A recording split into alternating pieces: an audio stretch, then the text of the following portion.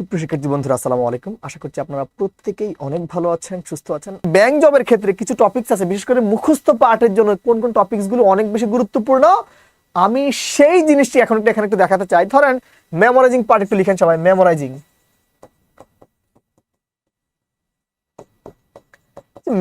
যে পার্টটা আছে, এখানে কি কি পড়বেন?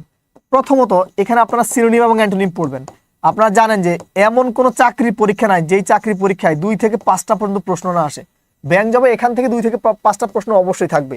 দ্বিতীয়ত হলো অ্যানালজি। ব্যাংক জবের সবচেয়ে গুরুত্বপূর্ণ জায়গা এই দুইটা, ঠিক আছে। তারপর হলো প্রিপজিশন।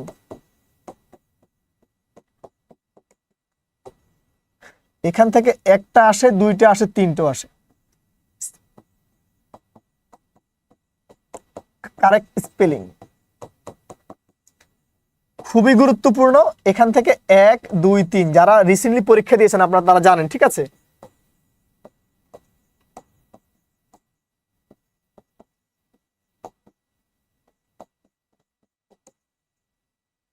ওয়ান ওয়ার্ড সাবস্টিটিউশনস, এটা একটা বা 2টা আসে, ঠিক আছে। সো আপাতত ইডিয়মস অফ ফ্রেজ।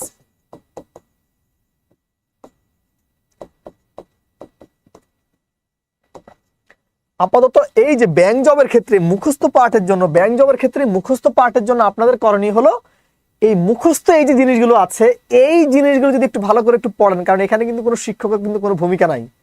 এটা মুখস্থ, এটা আপনাকে বাসায় রেডি করতে হবে এবং আপনি নিজে প্রতিনিয়ত এটা পড়বেন, ঠিক আছে।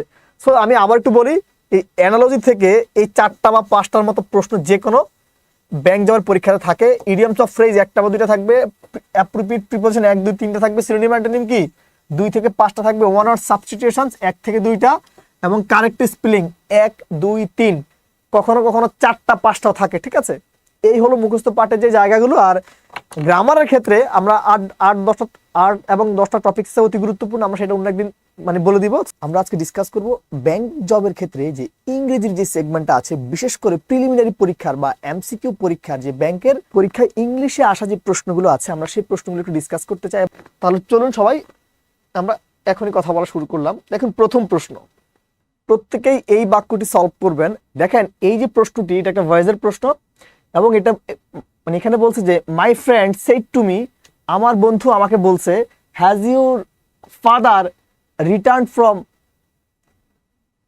চট্টগ্রাম। বলছে আমার বন্ধু আমাকে বলছে যে তোমার বাবা কি চিটং থেকে চলে আসছে বা চিটং থেকে এসেছে। এটা হলো এখানকার প্রশ্নটি। সো এখন আপনাদের কাছে আমার প্রশ্ন হলো, এই যে ন্যারেশনটা আসলে আপনারা কিভাবে করবেন, এটাই তো কথা। আমরা এই ন্যারেশন সম্পর্কে একটু ডিসকাস করতে চাই এবং যারা যারা অ্যান্সারটি করেছেন তাদেরকে ধন্যবাদ জানাচ্ছি। তাহলে একটু দেখেন, এখানে আমরা একটু কথা বলতে চাই। দেখেন প্রথম প্রশ্ন, এই যে বাক্যটি, এটা হলো রিপিটিং ভার্ব, এটা হলো রিপিটিং স্পিচ, আপনারা জানেন, ঠিক আছে। এটা হলো রিপিটিং স্পিচ, ওকে। হ্যাঁ, এই পুরো হলো রিপিটিং স্পিচ। আর বাক্যটা যেহেতু ইন্টারোগেটিভ সেন্টেন্স, আপনারা প্রত্যেকেই জানেন ইন্টারোগেটিভ সেন্টেন্সের ক্ষেত্রে এই যে রিপিটিং ভার্বটা আছে, এই রিপিটিং ভার্বের পরিবর্তে আস বসে, ঠিক আছে। এবং এই যে ইনভার্টেড কমার যে জায়গাটা আছে, এই ইনভার্টেড কমার জায়গায় ইফ বা WH ওয়ার্ড বসে। এক্ষেত্রে বাক্যটি যদি WH ওয়ার্ড দ্বারা শুরু হয় তখনই শুধুমাত্র WH দিবেন, অন্যথায় কি হবে ইফ। দেখেন এই যে বাক্যটি আছে, এই বাক্যটার এখানে কিন্তু বাক্যটি WH দ্বারা শুরু হয়নি, এ কারণে এখানে আপনি ইফ ব্যবহার করতে হবে। তার পরবর্তী অংশটুকু হলো subject plus verb plus object, ঠিক আছে, প্লাস বাকি অংশ।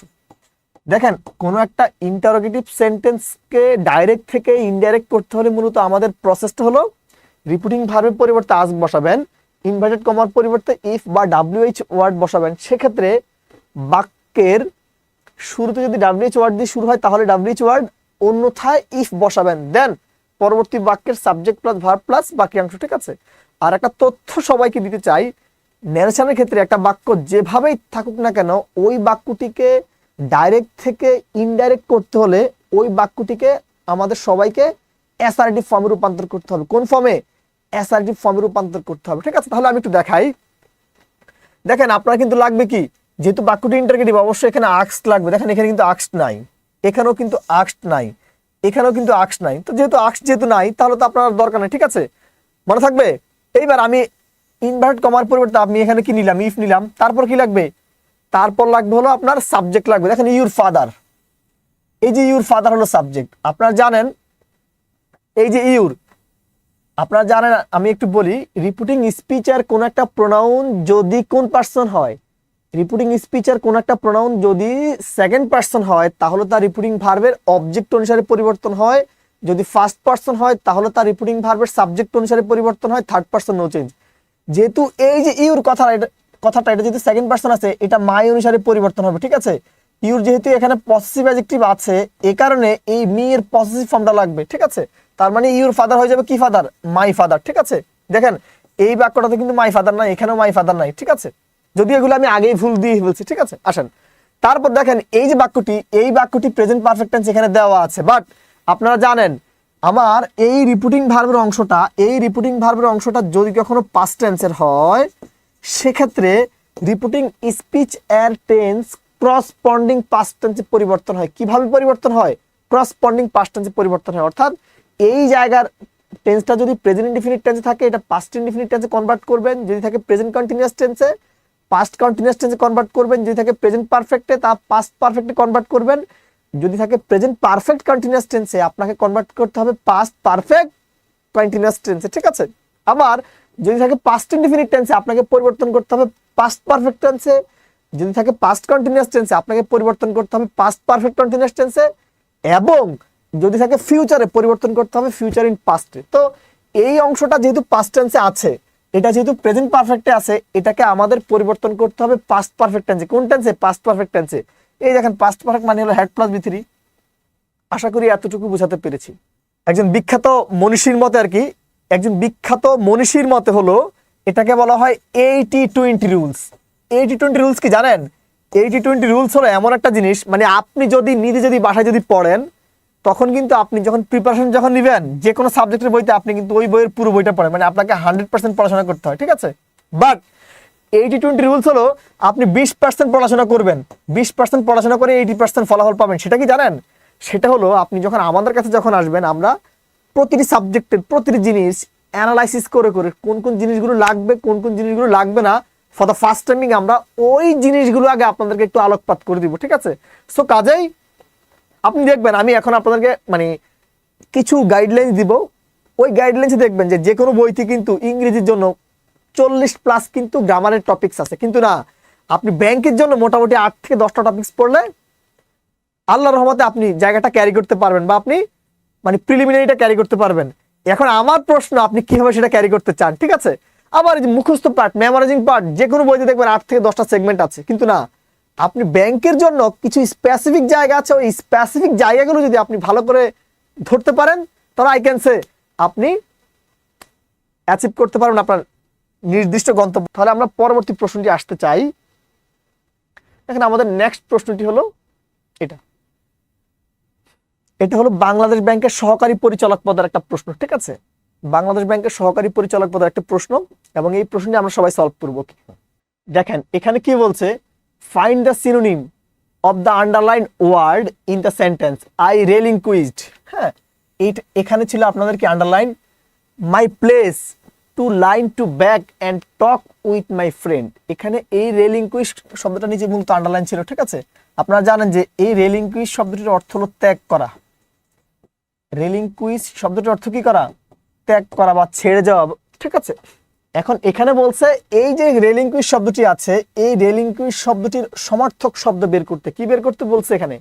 এখানে সমার্থক শব্দ বের করতে বলা হয়েছে। সো আপনারা সবাই যে কাজটি করবেন, এই শব্দটির একটি সমার্থক শব্দ বের করবেন, ঠিক আছে। তাহলে সবাই একটু দেখেন এই প্রশ্নটির অ্যান্সার কি হওয়া উচিত, সবাই একটু দ্রুত দেখবেন, ঠিক আছে। দেখেন এই ডিফেন্ডেন্ট কথাটির অর্থ কিন্তু কি করা জানেন? রক্ষা করা।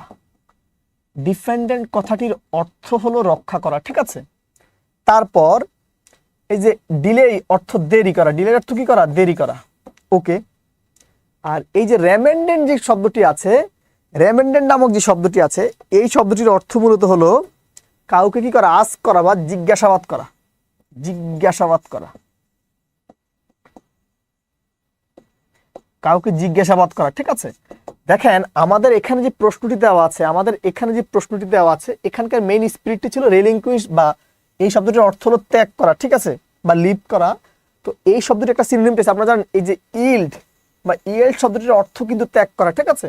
ডিফেন্ড অর্থ রক্ষা করা, ডিলে দেরি করা, রেমেন্ডেড অর্থ জিজ্ঞাসাবাদ করা বা কাউকে আস্ক করা বা হ্যাঁ জানতে চাও কোনো কিছু, আর ইল্ড শব্দ অর্থ কি করা, ত্যাগ করা। আশা করি আমরা এতটুকু বুঝতে পেরেছি, ঠিক আছে। সো আমাদের এখানে অপশন বিবেচনায় সঠিক উত্তর হলো কি সি। আশা করি আমরা এতটুকু বুঝাতে পেরেছি। তাহলে আমরা নেক্সট প্রশ্নটিতে আসতে চাই। সবাই তাহলে এই বাক্যটি একটু দেখবেন। আমরা 3 নং কোশ্চেনটিকে সলভ করতে চাই, প্রশ্ন নাম্বার 3। আচ্ছা দেখেন, আমি এই যে বাক্যটি সলভ করার পূর্বে একটু কথা বলি। শেষে ও আর যুক্তে, মানে কোন একটা ওয়ার্ডের শেষে ও আর যুক্ত, কোন একটা ওয়ার্ডের শেষে ও আর যুক্ত দুনিয়ার বুকে যত ল্যাটিন শব্দ আছে, শেষে ও আর যুক্ত কোন একটা ওয়ার্ড এর শেষে ও আর যুক্ত যতগুলো ল্যাটিন ওয়ার্ড আছে, এই সকল ল্যাটিন ওয়ার্ডের ক্ষেত্রে শেষে ও আর যুক্ত দুনিয়াতে যত রকমের ল্যাটিন ওয়ার্ড আছে, এই সকল ল্যাটিন ওয়ার্ড এর ক্ষেত্রে, এই সকল ল্যাটিন ওয়ার্ডের ক্ষেত্রে কম্পেয়ার বা তুলনা করা বুঝাতে দেন না হয়ে সর্বদা কি বসে জানেন, টু বসে। কি বসে, টু বসাতে হয়, ঠিক আছে। যেমন junior to, superior to, ulterior to, exterior to, ঠিক আছে, জুনিয়র টু। সো এই দেখেন এই যে জুনিয়র, এই জুনিয়র সাথে কিন্তু দেন হওয়ার কথা অনেকে মনে করতে পারেন, এটা হবে না। জুনিয়র ফ্রমও না, ঠিক আছে, জুনিয়র দেনও না, ঠিক আছে।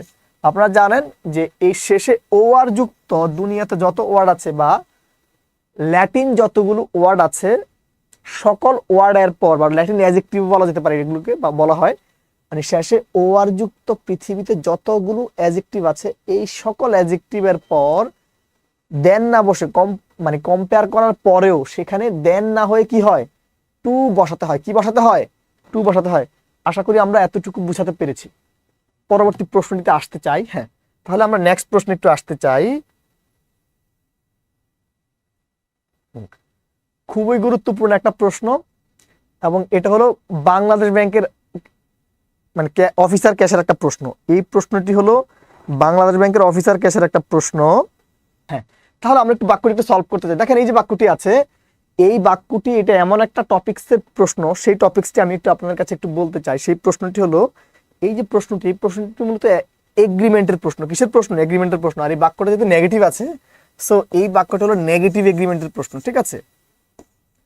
এটা হলো নেগেটিভ এগ্রিমেন্টের প্রশ্ন। আপনারা অনেকেই এগ্রিমেন্ট পড়ছেন অ্যাডমিশনে, ঠিক আছে। এটা মূলত এগ্রিমেন্টের একটা প্রশ্ন। আর এই নেগেটিভ এগ্রিমেন্টের একটা স্ট্রাকচার হলো, হ্যাঁ, নেগেটিভ এগ্রিমেন্টের স্ট্রাকচার হলো একটা না বোধক বাক্য। কি হবে, একটা না বোধক বাক্য থাকবে,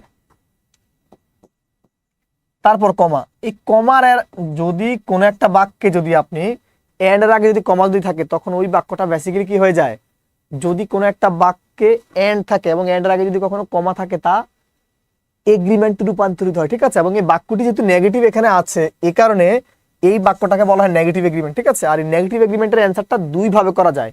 নেগেটিভ এগ্রিমেন্টের অ্যান্সারটা দুই ভাবে করা যায়। আমি একটু লিখে দিচ্ছি, এন্ড এর পর আমি দুই জায়গাতে লিখে দিচ্ছি। একটা ওয়ে হলো subject plus auxiliary verb plus not plus either, ঠিক আছে।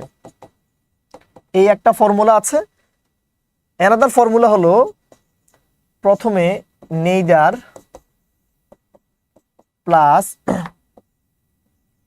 অক্সিলারি ভার্ব প্লাস সাবজেক্ট, ঠিক আছে, neither plus auxiliary verb plus subject. সুপ্রিয় শিক্ষার্থী ভাই বোনেরা, সুপ্রিয় শিক্ষার্থী ভাই বোনেরা, আমার মেসেজটা খুব ভালো করে একটু বুঝার ট্রাই করেন। সেটা হলো, যদি কোন একটা বাক্যে আপনি নেগেটিভ একটা এগ্রিমেন্ট যদি পান, যদি কখনো কোন একটা বাক্যে আপনাকে নেগেটিভ এগ্রিমেন্ট দেওয়া হয়, সেক্ষেত্রে আপনি কিভাবে কি করবেন।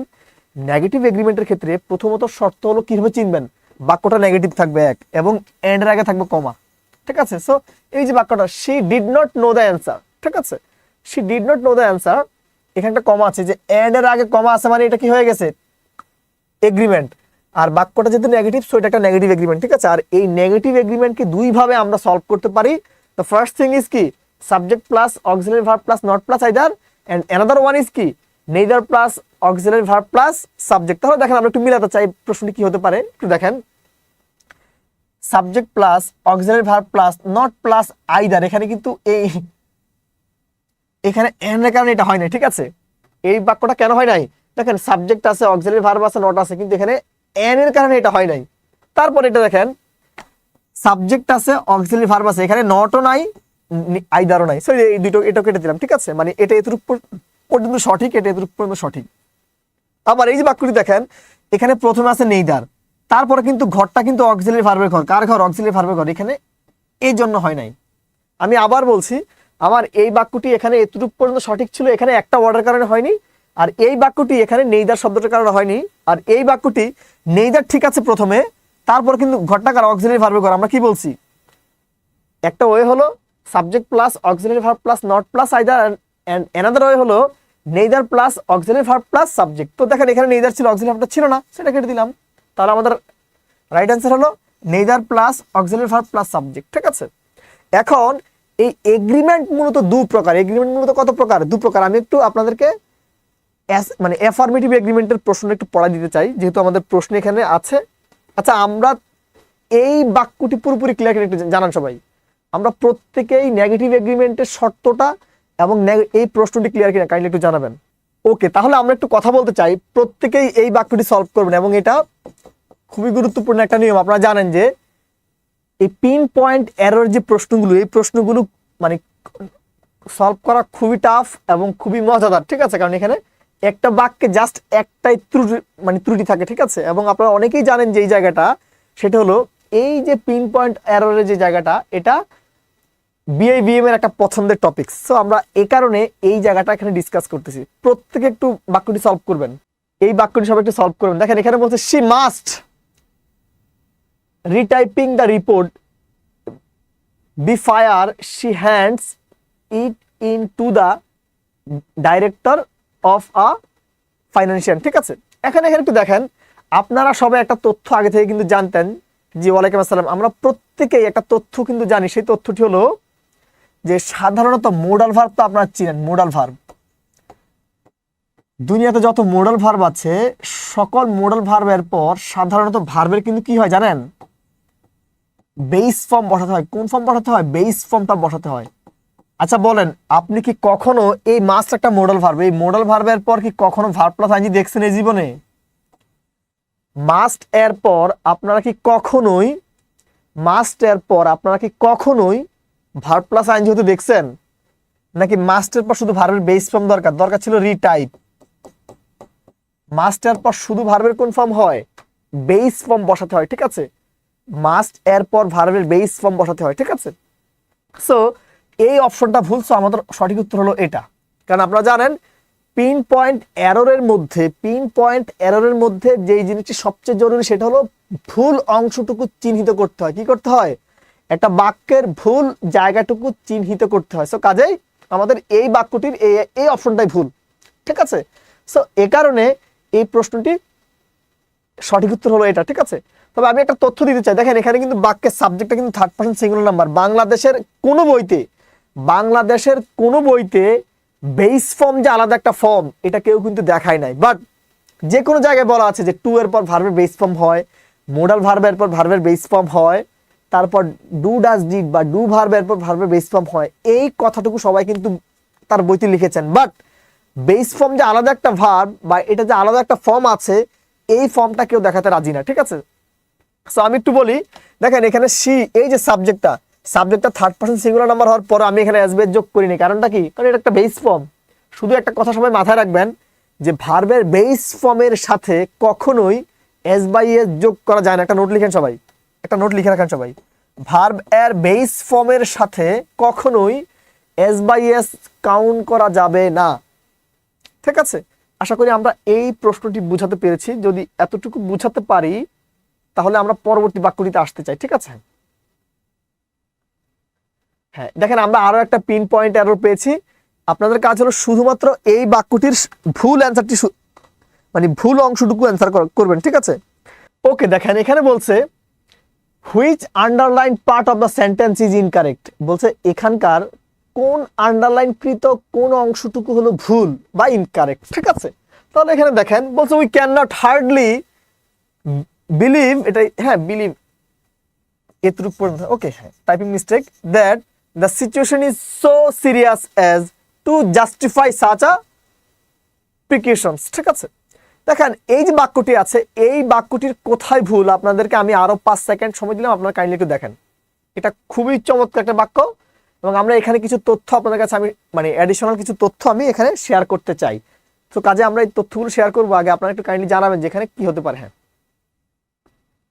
হ্যাঁ লিটন ধন্যবাদ, খাদিজাতুল কুবরা হ্যাঁ থ্যাংক ইউ। হ্যাঁ যারা শেয়ার করেছেন তাদেরকে ধন্যবাদ জানাচ্ছি। একটু দেখেন কথাটা একটু ভালো করে বুঝেন, আপনারা একটু লিখে রাখতে পারেন। আমি আগে একটু বলি, hardly, rarely, barely, scarcely, seldom, bite, least, few, little, এই শব্দগুলো হলো নেগেটিভ ওয়ার্ড। ঠিক আছে, কিছু কিছু ওয়ার্ড আছে যেই ওয়ার্ডগুলো নেগেটিভ। আর আপনারা সবাই একটা তথ্য জানেন, একটা বাক্যে কখনো একের অধিক নেগেটিভ ওয়ার্ড ব্যবহার করা যায় না। একটা বাক্যে কখনোই একের অধিক নেগেটিভ ওয়ার্ড ব্যবহার করা যায় না। সো এই কারণে দেখেন ক্যান নট কিন্তু নিজে একটা নেগেটিভ ওয়ার্ড, ক্যান নট কিন্তু নিজেই নেগেটিভ। আবার আপনি হার্ডলি কি ব্যবহার করতে পারেন?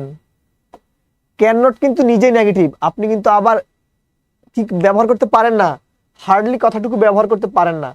সো এক্ষেত্রে যে কোনো একটা হলে বাক্যটি সঠিক হতো। সো দ্যাটস ওয়াই আমরা কি এই বাক্যটি এখানে ভুল, এই কারণে আমরা এটা মানে সঠিক উত্তর হিসেবে আমরা এটাকে নিব। আমি তথ্যটুকু আবার বলছি, আপনারা চাইলে একটু রিপিট, মানে I repeat you to speak about this. হ্যাঁ কিছু কিছু ওয়ার্ড আছে যেই শব্দগুলো সর্বদা কি নেগেটিভ, এবং ওই বাক্যে ওই শব্দগুলো যদি ব্যবহার করা হয় ওই বাক্যে নতুন করে নট ব্যবহার করা লাগে না। সেই জিনিসগুলো কি hardly, rarely, barely, scarcely, seldom, bite, few, little, least, এই যে শব্দগুলো বললাম এই শব্দগুলো সর্বদা কি নেগেটিভ। ঠিক আছে, ওকে ফাইন। তাহলে আমরা নেক্সট প্রশ্ন একটু আসতে চাই। নেক্সট প্রশ্ন হলো কারেক্ট স্পেলিং। আমরা আমাদের বাছাইকৃত প্রশ্নগুলো সলভ করার পর আপনাদেরকে আমরা যে তথ্যগুলো দেখাবো সেটা হলো একটা সাজেশন দিব যে আসলে বিএবিএম এর কোন কোন টপিকসগুলো খুবই জনপ্রিয় বা তারা কোন কোন জায়গা থেকে অনেক বেশি প্রশ্ন করে, আমি সেই জিনিসগুলো আপনাদেরকে একটু দেখিয়ে দিব বা আমরা একটু আলোকপাত করে দিব। ঠিক আছে, সো কাজে আপনারা সবাই এই কারেক্ট স্পেলিংটা একটু অ্যান্সার করবেন। এবং আমি আবারও সবাইকে বলবো আপনারা কাইন্ডলি একটু ক্লাসটি সবাইকে শেয়ার এবং মেনশন করে দিবেন প্লিজ।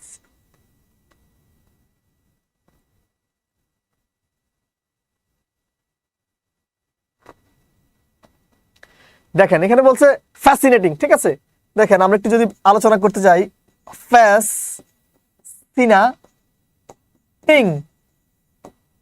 ফ্যাসিনেটিং, ফ্যাসিনেটিং, দেখেন ফ্যাসিনেটিং,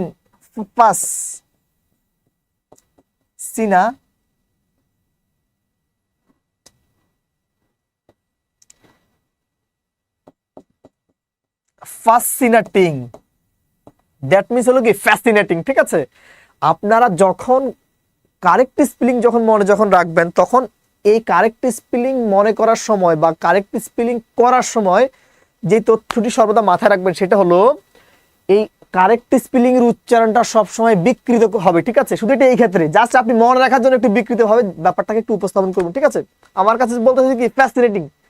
এখন এই যে ফ্যাসিনেটিং যে শব্দটা আছে এটাকে আপনি কিভাবে মনে রাখবেন? FAS, ঠিক আছে, সিনা টিং, ফ্যাসিনেটিং, ফ্যাসিনেটিং। দেখেন FAS আসলাম, এখানে এস না, এটা কেটে দিলাম। ঠিক আছে, তার মানে এই অপশনটা এটার কারণে হয় নাই, এখানেও দেখেন হয় নাই। ঠিক আছে, অর্থাৎ এই অপশনটা হয় না, এখানে এস দরকার ছিল, এখানে এস দরকার ছিল, হয় নাই। এখানে এতটুকু পর্যন্ত আছে, এখন কি লাগবে? সিনা। দেখেন এখানে কিন্তু এখানে দরকার ছিল, হ্যাঁ এখানে একটা এস এর পর দরকার ছিল, এখানে কি এখানে একটা সি দরকার ছিল, এখানে একটা সি অনুপস্থিত। এই অপশনটা এখানে সি এর কারণে হয় নাই। আশা করি আপনাদেরকে আমি এতটুকু বুঝাতে পেরেছি। আমরা প্রত্যেকেই এই জায়গাটুকু ক্লিয়ার? আমি কি এতটুকু বুঝাতে পেরেছি? যদি এতটুকু বুঝাতে পারি তাহলে আমরা পরবর্তী প্রশ্নটি একটু আসতে চাই। নেক্সট প্রশ্ন হলো খুবই পপুলার একটি জায়গা, এবং এই জায়গা থেকে বিসিএস বলেন, ব্যাংক বলেন, যে কোনো চাকরির পরীক্ষা প্রশ্ন একটা আসবেই। নাম্বার থেকে, নাম্বার এন্ড জেন্ডার টাইপের যে প্রশ্নগুলো এখান থেকে যে কোনো সময় প্রশ্ন আসতে দেখা যায়। সো কাজে আপনারা এই জায়গাটা একটু ফোকাস করবেন। দেখেন এখানে কি বলছে, identify the singular form of the word alumni. এই যে অ্যালামনি এমন একটা শব্দ, এই শব্দটি সিঙ্গুলার ফর্ম কি, মানে এখানে যে তিনটা অপশন আছে এই তিনটা অপশনের কোন অপশনটি অ্যালামনাই যে কথাটা আছে, এই কথা মানে অ্যালামনি যে কথাটা আছে এটা সিঙ্গুলার ফর্ম আর কি। ঠিক আছে, আপনাদেরকে একটা কথা বলি, কোনো একটা ওয়ার্ডের শেষে যদি ইউএস থাকে কোনো একটা ওয়ার্ডের শেষে আমরা ঠিক যেভাবে পড়াই বা আমি ঠিক যেভাবে আপনাদেরকে জিনিসটা বুঝাই, একটু দেখেন।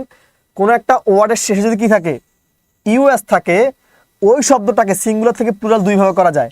এক হলো এই ইউএসটা কেটে দিয়ে, এক হলো ইউএসটা কেটে দিয়ে কি করবেন জানেন, ইউএসটা কেটে দিয়ে জাস্ট আই বসাবেন, ঠিক আছে। অথবা এই যা আছে তার সাথে ইএস যোগ করবেন। আমার সুপ্রিয় প্রাণপ্রিয় শিক্ষার্থী ভাই বোনেরা, মেসেজটা খুব ভালো করে ক্লিয়ার করেন, ঠিক আছে। ধরেন আমি বললাম, মানে কোনো একটা ওয়ার্ডের শেষে যদি ইউএস কথাটা থাকে, এই কথাটাকে সিঙ্গুলার থেকে প্লুরাল করতে হলে হয় ইউএসটা কেটে দিবেন, কেটে দিয়ে জাস্ট আই যোগ করবেন, অথবা যা আছে তার সাথে ইএস যোগ করবেন। আমি একটা এক্সাম্পল এখানে দিলাম, লিখলাম যে রেডিয়াস, লিখলাম RADIUS। দেখেন এখানে কি আছে, রেডিয়াস কথাটি আছে, কি আছে এখানে, রেডিয়াস কথাটি আছে। দেখেন এখানে কিন্তু ইউএস আছে, কি আছে এখানে, এখানে আছে হলো ইউএস।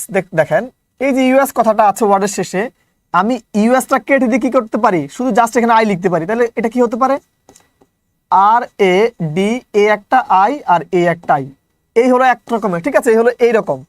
আরো একটা অ্যানাদার ওয়ে ইজ, আগে লেখেন রেডিয়াস RADIUS, পুরোটা লিখবেন, জাস্ট পরে ইএস যোগ করে দিবেন। কি যোগ করে দিবেন, ইএস যোগ করে দিবেন, ঠিক আছে। ধরেন আপাতত তাহলে আপনারা এই জায়গাটুকু একটু তাহলে ক্লিয়ার। আমি এখানে আরেকটু দেখাই, দেখেন এটা দরকার নাই, হ্যাঁ এলাম না, এটা দরকার নাই, এলাম না। দেখেন এখানে কি আছে, ইউএস আছে। ইউএস যেহেতু আছে, এই জিনিসটার প্লুরাল ফর্ম কি, ইউএস আছে মানে এটা সিঙ্গুলার, এটা আপনাদেরকে আমি বললে আপনারা শুনতেন। এই যে ইউএস কথাটা আছে, এটাকে কেটে দিয়ে আই যোগ করলে কিন্তু কি হয়ে যায়, প্লুরাল হয়ে যায়। দেখেন এলাম নাই, এই এন পর্যন্ত দেখেন তার একটা জাস্ট আই যোগ করছে, কারণ এখানে ইউএস ছিল। এটাকে আপনি আরো একভাবে করতে পারেন,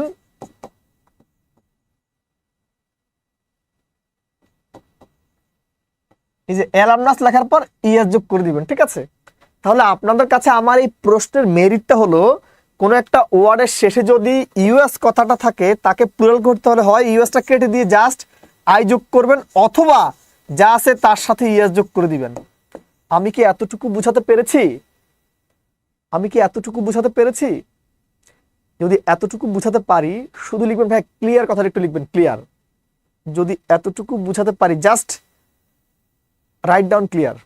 ওকে, দেন আমরা নেক্সট প্রশ্নে আসতে চাই। খুবই পপুলার টপিকস, খুবই পপুলার, মানে এই জিনিস আপনার বিসিএস পরীক্ষাতেও থাকবে, আপনার সকল চাকরি পরীক্ষাতেও থাকবে, ব্যাংকেও থাকবে। এবং আপনারা জানেন যে বিএবিএম এর পরীক্ষায় ভয়েস ন্যারেশন সবচাইতে গুরুত্বপূর্ণ, ভয়েস ন্যারেশন এবং পিন পয়েন্ট এরর, এগুলো খুবই জনপ্রিয় এবং এগুলো থাকেই প্রতিটি পরীক্ষায়, একের অধিক প্রশ্ন থাকে এই জায়গাগুলো থেকে, ঠিক আছে। হ্যাঁ, তাহলে সবাই এই বাক্যটি বলছে, হু টথ হার সাচ থিংস, মানে কে তাকে এই জিনিসটা শেখাইছে। আপনি বলেন না যে আসলে উনি এই কথাটা কার কাছ থেকে শুনছে, বা ওনারা এই জিনিসটা কে শিখেছে। আপনি আজকে বললেন যে ভাইয়া আমি তো এখন আউটসোর্সিং করে প্রতি মাসে 1 লক্ষ টাকা ইনকাম করি, পরে বললাম যে আপনি কার কাছ থেকে শিখছেন, বা আপনাকে এটা কে শিখাইছে। এখানে এই প্রশ্নটি করা আছে। এখন আমার প্রশ্ন হলো, আপনাদেরকে এই বাক্যটি সলভ করতে হবে। আমি বুঝিয়ে দিব কিভাবে করবেন, কিন্তু তার আগে আপনারা ট্রাই করবেন। ওকে, হ্যাঁ ধন্যবাদ যারা অ্যান্সার করেছেন তাদেরকে ধন্যবাদ। তাহলে আমরা একটু কথা বলি, শুনেন। একটা ইন্টারোগেটিভের অ্যাক্টিভ ভয়েসের স্ট্রাকচার হলো, প্রথমে অক্সিলারি ভার্ব, তারপর হলো সাবজেক্ট, তারপর হলো মেইন ভার্ব, তারপর হলো অবজেক্ট, দেন হলো প্রশ্নবোধক সাইন। এখন ইন্টারোগেটিভ কোন একটা বাক্যকে অ্যাক্টিভ থেকে প্যাসিভ করতে হলে প্রথমে অক্সিলারি ভার্ব নিতে হয়, তারপর নিতে হয় কি অবজেক্ট এর সাবজেক্ট, তারপর হলো মেইন ভার্বের বি3 ফর্ম, তারপর হলো বাই, তারপর সাবজেক্ট এর অবজেক্ট। এটা হলো কি একটা ইন্টারোগেটিভ সেন্টেন্সের একটা স্ট্রাকচার। এক্ষেত্রে আপনারা জানেন, যদি কখনো কোনো একটা বাক্যে হু থাকে, যদি কখনো কোনো বাক্যে হু থাকে, হু থাকলে কি বসাতে হয়, হু থাকলে বাই হোম কথাটি বসাতে হয়। যদি কোনো বাক্যে বাই হোম থাকে, সেক্ষেত্রে বসাতে হয় হলো হু। যদি কোনো বাক্যে হু থাকলে বসাতে হয় বাই হোম, আর যদি কোনো বাক্যে বাই হোম থাকলে কি বসাতে হয়, হু। এর বাইরে যে সকল মানে ডাব্লিউএস ওয়ার্ড ঠিক যেটা থাকবে সেটাই বসাবেন, ঠিক আছে। তাহলে এখানে আমার মেসেজটা কি, আপনাদের কাছে আমার এখানে মেসেজ হলো, কোন একটা বাক্যে যদি আপনি ডাব্লিউএস ওয়ার্ড যদি পান, ভয়েসের ক্ষেত্রে হু থাকলে বাই হোম বসাবেন, ঠিক আছে। হু থাকলে বসাবেন বাই হোম থাকলে হু। এর বাইরে ডাব্লিউএস ওয়ার্ড যেটা থাকবে সেটাই বসাবেন। ওকে, এখন তাহলে আমরা একটু আসি, এই বাক্যটি একটু সলভ করতে চাই। দেখেন আপনি পরীক্ষার হলে কিভাবে সলভ করবেন আমি এটা একটু দেখাই। পরীক্ষার হলে সলভ করার হলো, যেহেতু এখানে হু আছে কি লাগবে, বাই হোম লাগবে। এখানে বাই হোম নাই, এখানে শুরুতে বাই হোম নাই, এখানে শুরুতে বাই হোম আছে, এখানে শুরুতে বাই হোম আছে। এখন আপনারা জানেন যেহেতু বাক্যটা ইন্টারগেটিভ, বাই হোম এর পর ঘরটা আসলে কার? বাই হোম এর পর ঘরটা কিন্তু এখানে কার? এই অক্সিলারি ভার্বের ঘর না? কারণ ইন্টারগেটিভ সেন্টেন্স কিন্তু শুরুই হয় অক্সিলারি ভার্ব দিয়ে। তাহলে দেখেন এখানে কি অক্সিলারি ভার্ব আছে? দেখুন এই জায়গাটাতে কিন্তু অক্সিলারি ভার্ব নেই, সো এই প্রশ্নটিও নেওয়া যাচ্ছে না। আশা করি এতটুকু বোঝাতে পেরেছি। আমি পরীক্ষার হলের সিস্টেমে আমি আপনাদেরকে পুরো ব্যাপারটা আবার একটু বলতে চাই। এক বাক্যে যদি আমি 3 সেকেন্ডে যদি অ্যান্সার যদি করি পরীক্ষার হলে, জাস্ট এভাবে বলবো হু থাকলে বাই হোম, এই দুটোতে বাই হোম নাই কেটে দিলাম, বাই হোম আছে বাই হোম আছে, ইন্টারগেটিভ সেন্টেন্স অক্সিলারি ভার্ব নাই কেটে দিলাম। আশা করি এতটুকু বোঝাতে পেরেছি। আপনারা প্রত্যেকেই এতটুকু কি ক্লিয়ার? আমি কি এতটুকু বোঝাতে পেরেছি? একটু কাইন্ডলি একটু জানাবেন সবাই, প্রত্যেকে এতটুকু ক্লিয়ার কিনা। ওকে, তাহলে আমরা নেক্সট প্রশ্ন একটু আসতে চাই।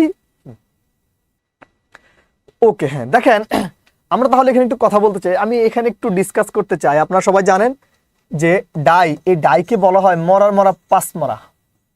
এই ডাইকে কি বলা হয় জানেন? এই ডাইকে বলা হয় মরার মরা পাস মরা। আপনারা জানেন যে ডাই অফ, ডাই অফ কথাটি অর্থ হলো রোগে মারা যাওয়া। ডাই অফ মানে কি? ডাই অফ অর্থ রোগে মারা যাওয়া। ডাই ফ্রম অর্থ অতিরিক্ত কোনো কারণে মারা যাওয়া, অতিরিক্ত। ডাই ফ্রম অর্থ হলো অতিরিক্ত কোনো কারণে মারা যাওয়া। আমি জাস্ট কারণে লিখলাম, ঠিক আছে। ডাই ফর অর্থ দেশের জন্য আত্মত্যাগ, দেশের জন্য আত্মত্যাগ করা, ঠিক আছে। ডাই বাই দুর্ঘটনা